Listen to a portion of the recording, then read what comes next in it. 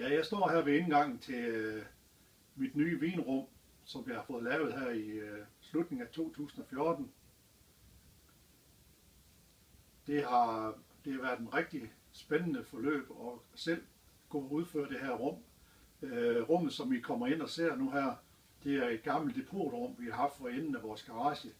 Så det ligger som man kan sige en kold bygning, og det er velegnet til vinrum. Vi har radiatorvarme derude, men forventer, at vi kan holde temperaturen nede på omkring 15 grader det meste af året. Så værsgo at komme indenfor.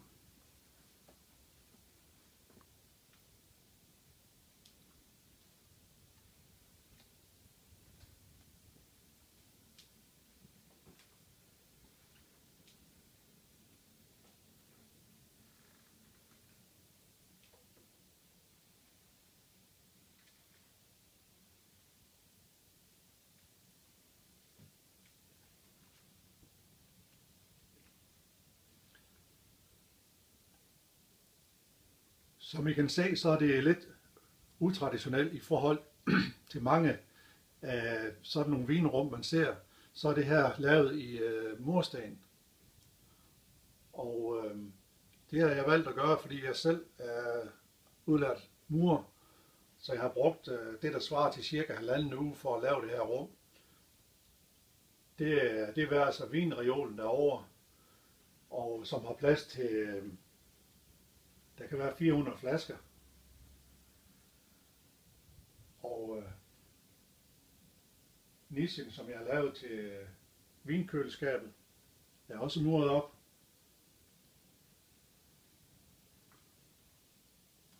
Så har jeg lavet en halvcirkel herover, som kan være en form for en lille minibar. Og jeg har fået sat 2 barstole op ad. Barstolen her, dem har jeg købt i træ, og det er helt bevidst. Jeg synes, at det look, der skal være i sådan et vinrum her, det skal være hyggeligt, det skal være lidt rustikt og have lidt patina. I kan se vores møbler, der står, de lædermøbler, der står herude, det er vores gamle møbler fra stuen, som ser lidt slidte ud, og jeg synes, det passer godt ind i rummet. Hvis I ser på den her minibar herovre, så har jeg muret den op med lodrette sten, og bagved har jeg fyldt hulrummet op med lækker, for at den skal få noget stabilitet. Og det er også for at gøre den så let, at den ikke svækker gulvkonstruktionen. Hvis I ser på gulvet, så ligner det måske egetræ, men det er faktisk et ganske almindeligt flisegulv, som er limet ned oven på beton og fuget efterfølgende med en mørk fuge, så det får sådan lidt skibsplanke gulv.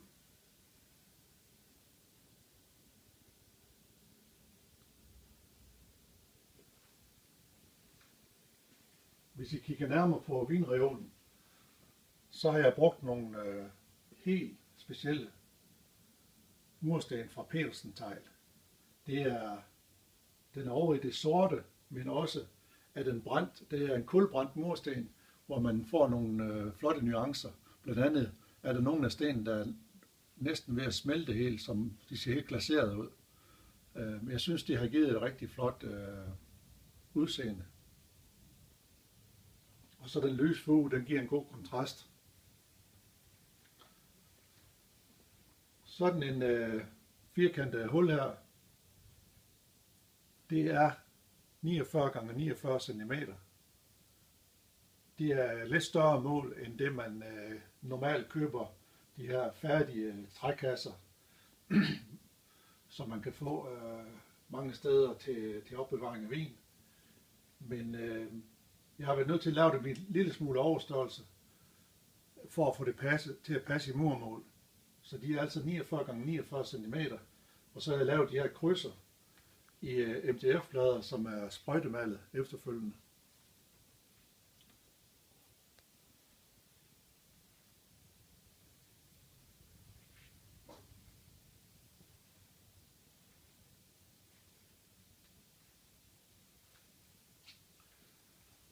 Så det var min lille rundvisning i mit vinrum.